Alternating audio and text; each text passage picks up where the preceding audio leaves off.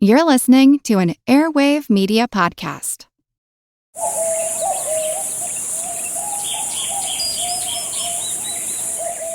As a chef, I know flavor doesn't begin in the kitchen. It begins on the land. And Westhome's nature-led Australian Wagyu is a story written in the landscape of Northern Australia. Cooking is storytelling, and Westhome Wagyu carries a story of Northern Australia itself, raw, powerful, and deeply authentic. It's a testament to the passion and care raised in the rhythm of Northern Australia. I'm Chef Maylin from 88 Club in Los Angeles, and I invite you to visit westhome.com/Maylin to learn more and taste a story only Westhome nature-led Australian Wagyu can tell. That's westholme.com/MEILIN. Whether it's a movie night or just midday, Skinny Pop is a salty snack that keeps on giving. Made with just 3 simple ingredients for an irresistibly delicious taste and a large serving size that lasts.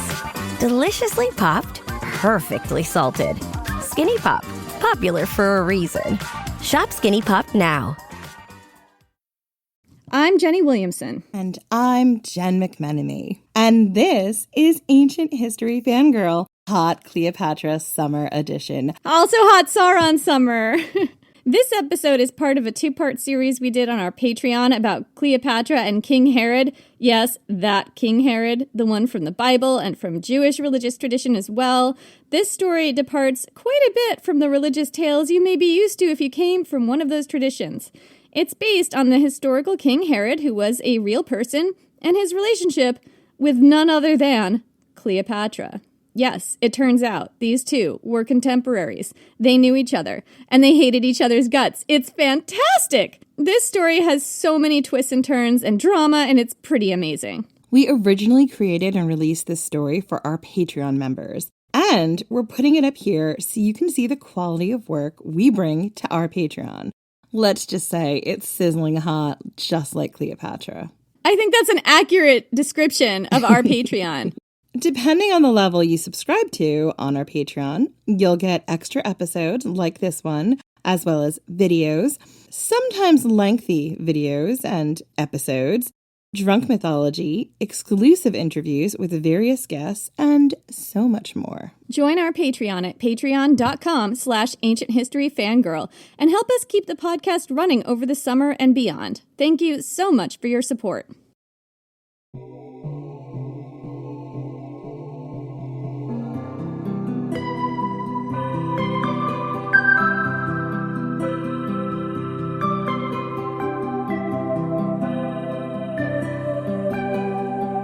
I'm Jenny Williamson. And I'm 11! And this is Ancient History Fangirl, the after party. So, in our episode, Cleopatra and Marc Antony, Lovers in a Dangerous Time, Part 3, we alluded to a story about King Herod and Cleopatra and this feud between them, right? Yeah, it was epic. It was epic, and we totally glossed over it, but it's actually kind of important to the story, but not so important that we had to go on a whole, 2-hour tangent over it. So instead, we're giving you a 30-minute tangent. Right. So this is a mini-sode, if you will, just for Patreon subscribers. Thank you so much for contributing to the podcast, and this is just our way of giving back. We hope you like it. So we thought it'd be fun to tell this story for our Patreon members because unlike Cleopatra and Marc Antony, Cleopatra and Herod hated each other. They hated each other, and not in a sexy, belligerent, sexual tension kind of way, which is my personal catnip. No, none of that. They were absolutely intractable enemies, and it ultimately contributed to Cleopatra's downfall. We didn't have time to go into that story in the bigger arc on Cleopatra and Marc Antony, but we thought it was the perfect topic for a mini-sode. The King Herod in this story is in fact that King Herod. That King Herod. Exactly. If you're Christian, you may know him from the New Testament. King Herod also shows up in Jewish tradition, and again, from what we could tell, he's usually seen as a villain. He was the king of Judea and also held the title of the King of the Jews. According to Christian tradition, when he heard that there were 3 wise men in his country looking for a king of the Jews, that wasn't him, that was a sort of newborn baby. Spoiler, it was Jesus. He got so worried about being usurped that he had all boy children aged 2 and under in Bethlehem killed in an event known as the Slaughter of the Innocents. This story is probably folklore, according to most modern historians. However, it totally sounds like the kind of thing Herod would do. The sources I'm using for this episode are mostly the Jewish historian Josephus, who lived about 100 years after the events we're describing, and the modern historian Stacy Schiff in her book, Cleopatra, A Life. So, full disclosure, I was not raised Christian or Jewish, so I'm not really getting the story from that vantage point. I just know what I read from the historical record. Jen was raised Christian, right?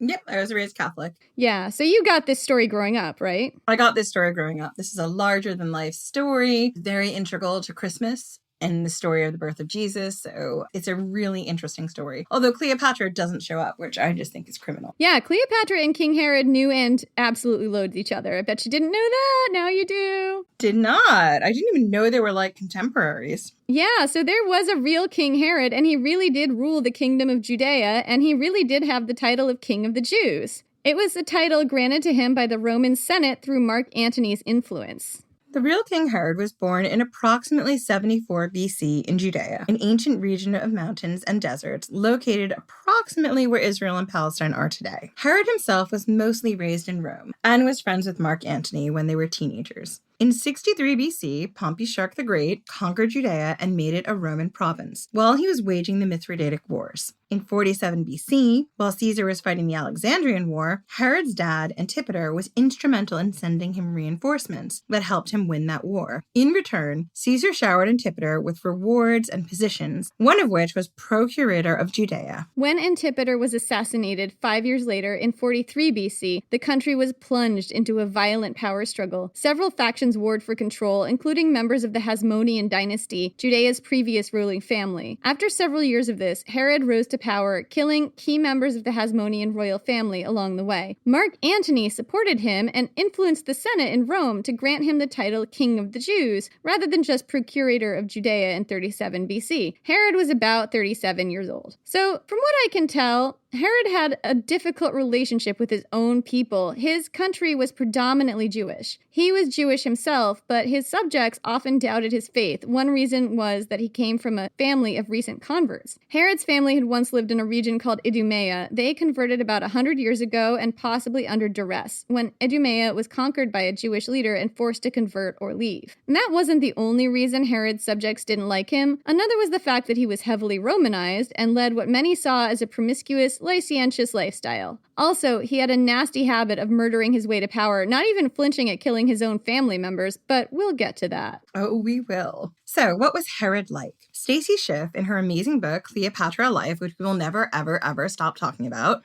No, always with the Stacy Schiff, always with the Cleopatra, A Life.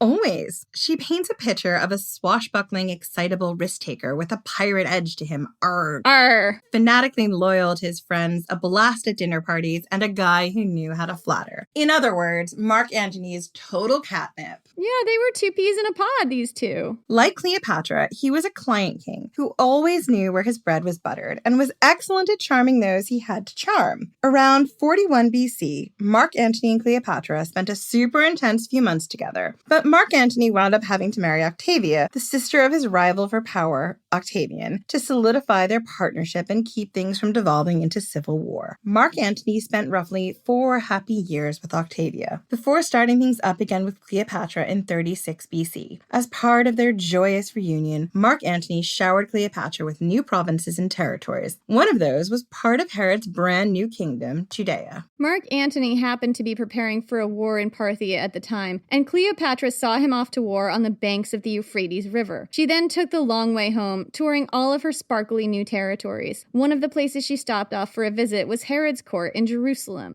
Antony hadn't made Cleopatra ruler of all Judea, just the part with the richest exports. Specifically, he'd granted her the part of Judea where you got the bitumen. And this was a big deal. Bitumen is naturally occurring asphalt or petroleum. It's sticky, black, and semi-solid, kind of like cold molasses. It can be found in natural deposits, and there must have been a big one under the Dead Sea because in this time period, great chunks of it floated to the surface where it could be skimmed off and sold. Bitumen underpinned a lot of industries in the ancient world. It was used to make incense, insecticide, and mortar. It was essential to embalming corpses and waterproofing ships. It was used to make pots and baskets waterproof. Whoever controlled the bitumen in Judea would make a fortune. Previously, the person who controlled the bitumen was King Herod. Now, it was Cleopatra.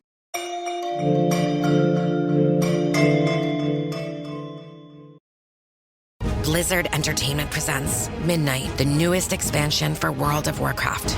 Midnight calls every hero home to Azeroth. All paths lead to this moment. Xalatath rises, the Void follows, and the Sunwell stands in peril. Raiders, explorers, storytellers, newcomers, and legends alike. This is your world, your story, your moment. Because Azeroth is home, and home is always worth fighting for.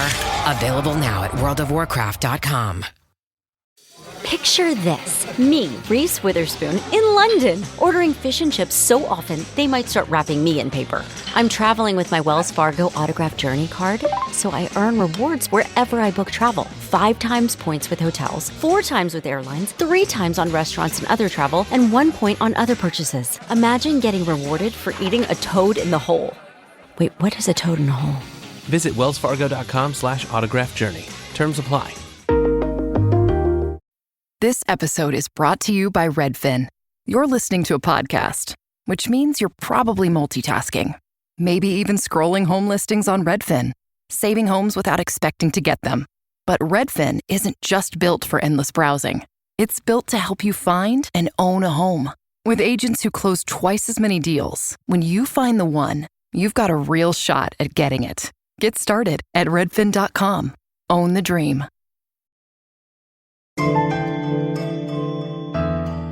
So Cleopatra stopped at King Herod's palace right after the profitable parts of his country had been ripped out from under him to work out the logistics of how his valuable exports were now going to be diverted to her. As you can imagine, the atmosphere here was decidedly frosty. We get this story from Josephus, a Jewish historian who lived around 37 to 100 AD. So he was writing about 100 years after the events. And if you think the Augustan propaganda has an anti-Cleopatra bias, strap in, because Josephus tops that by a lot. His hatred of Cleopatra is epic, and it just oozes through the page. Here's a typical passage of him describing how Antony came to grant all these territories to Cleopatra. Quote, "Now, at this time, the affairs of Syria were in confusion, by Cleopatra's constant persuasions to Antony to make an attempt upon everybody's dominions. For she persuaded him to take those dominions away from their princes and bestow them upon her. And she had a mighty influence upon him, by reason of his being enslaved to her by his affections. She was also by nature very covetous, and stuck at no wickedness. For, if there were but any hopes of getting money, she would violate both temples and sepulchres. Yet did not all this suffice so extravagant a woman, who was a slave to her lusts." I mean, my goodness, Josephus. So much shade! So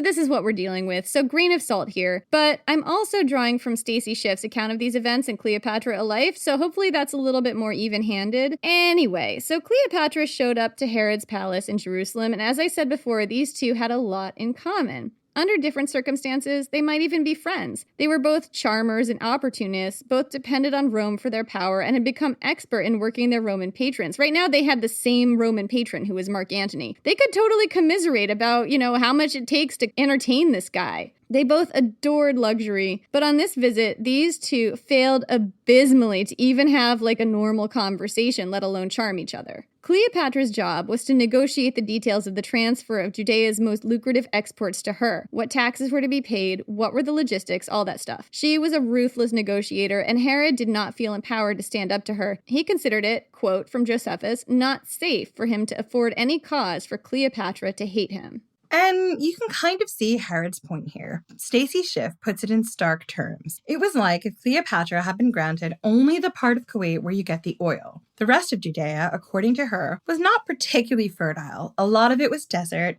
What wasn't desert was stony mountains. There was no port for trade. At this point, the coastline wasn't part of the kingdom, and very little land of agricultural value. To make things worse, the population was growing. Now Herod was losing profits he sorely needed. He did not get the better of this deal. Herod agreed to lease the lands in question from Cleopatra for 200 talents per year. Those lands also encroached on the territory of the Nabatean king Malichus II. And Herod also agreed to be the one to collect rent from him as well. And this was a crap job, because it was now left to Herod to explain to his warlike neighbor that territories previously his were now rented, and he had to pay Herod for them. Josephus tells us that Malichus paid Herod the appropriate amounts at first, But soon, this devolved. He became slow in his payments and passive-aggressively paid only parts of the whole amount. And when the check came in, it came with deductions. The relationship between Herod and Malichus devolved so badly that by 32 BC, they were at war.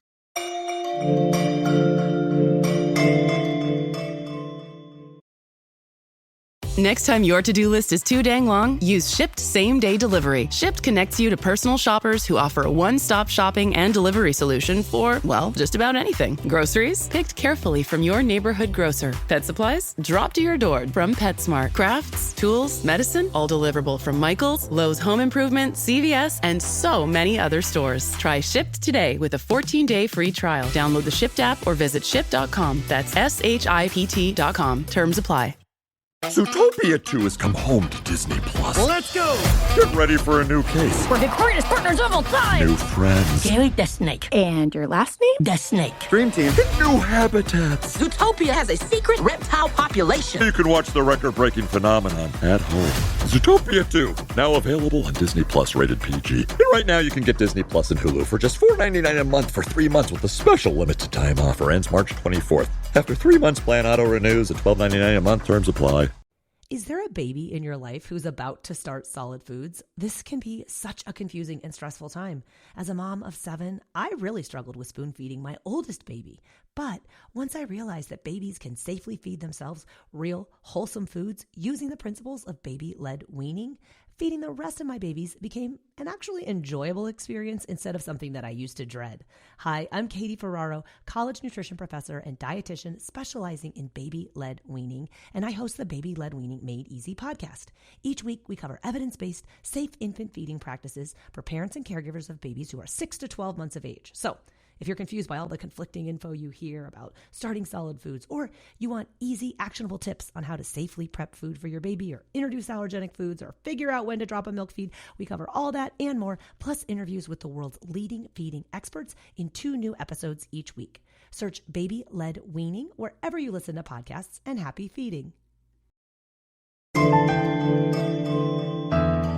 But that's in the future. At this point, it was 36 BC, and Herod found himself backed into a corner by Cleopatra. And one night, hanging out with his own friends at a banquet, he floated a novel idea. Cleopatra was in his power right now. Why not just assassinate her right here and just do everybody a favor? No, really, said Herod, hear me out. Hear me out, you guys. If he killed Cleopatra here, he'd basically be performing an act of community service. Cleopatra was so irksome and so annoying that he'd be doing a favor to everyone who had to interact with her or talk to her at all or deal with her, either now or in the future, including Marc Antony, who was so painfully infatuated with her, just entirely under her spell, and who she was definitely going to cheat on at some point in the future. He'd be doing the guy a favor, right? This is the stupidest fucking plan I've ever heard. Herod has more to say here, though, Jen.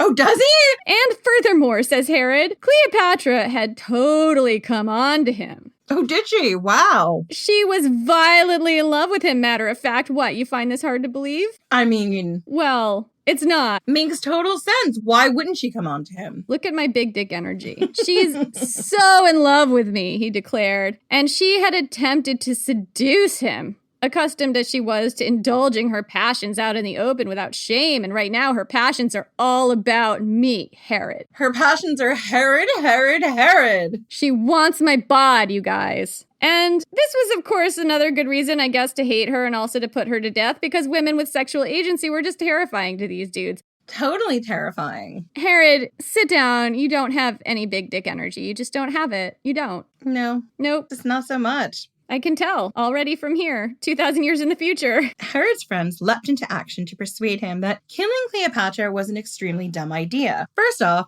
they said Marc Antony was unlikely to be happy that Herod had done away with Cleopatra, no matter how rationally he explained it to him. And in fact, and I can't believe we have to actually spell this out for you, Herod, he might actually, be mad, which would cause all kinds of trouble for you and imminent death. They warned him that doing something so rash as to murder Cleopatra and create an intractable enemy out of Antony, he would, quote, fill his government with mischiefs, both great and lasting, both to him and his posterity. I mean, and can we just stop a minute? I can't fathom that Herod telling all his friends that Cleopatra wanted him bad and was throwing herself at him did not elicit a round of laughter. Well, it depends on how terrified of Herod you were. Like, maybe he was a bit ruthless. Yeah, maybe, but I just they've got to be laughing behind his back. Maybe Cleopatra is this gorgeous babe who can have anyone she wants and enjoys having anyone she wants. But right now, her bread is buttered with Antony. She's not going to mess that up. I'm sorry, Herod. It's just not going to happen for you. She's also at this moment, I think, pretty far along in her pregnancy with her third child by Marc Antony. So I think this is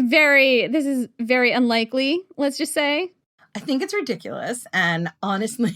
It's fucking ridiculous, thank you. Honestly, I'm sorry, if you see Cleopatra as this sort of woman who is, scheming and driven by power and, how to hold on to her kingdom and that kind of stuff, this makes zero fucking sense. Right, what would she want with Herod? What can he give her? He literally can give her nothing. He can give her the money he owes her, and if he doesn't want to give her that, I'll send Antony's army over. There's nothing Herod can give her with his body that she can't get by other means. And there's no reason she's going to fuck over Antony at this point, because she needs him. Yeah, so why would she do that? I mean, notwithstanding that they might actually care about each other and have a relationship and have 3 kids together. Yeah, we're just assuming they don't. But if they did, if this is the great love story that everyone tells us it is, then, unless Cleopatra was ethically non-monogamous, which she totally could have been, but at the same time, why pick this person? Right, why pick him? What does he have going for him? So Herod, suitably chastened, swallowed his ire and gritted his teeth and showed Cleopatra the appropriate level of hospitality. He exchanged gifts with her and escorted her safely to the boundary of his country to see her off to Egypt when the visit was over.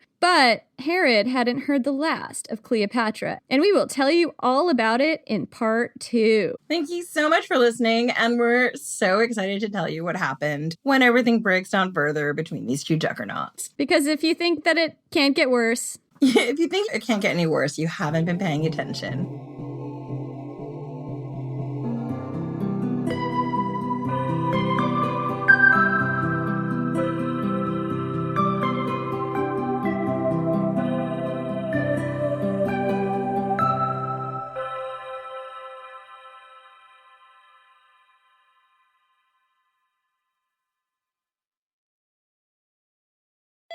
LifeLock, how can I help? The IRS said I filed my return, but I haven't. 1 in 4 tax-paying Americans has paid the price of identity fraud. What do I do? My refund, though. I'm freaking out. Don't worry, I can fix this. LifeLock fixes identity theft guaranteed and gets your money back with up to $3 million in coverage. I'm so relieved. No problem. I'll be with you every step of the way. 1 in 4 was a fraud-paying American. Not anymore. Save up to 40% your first year. Visit LifeLock.com/podcast. Terms apply.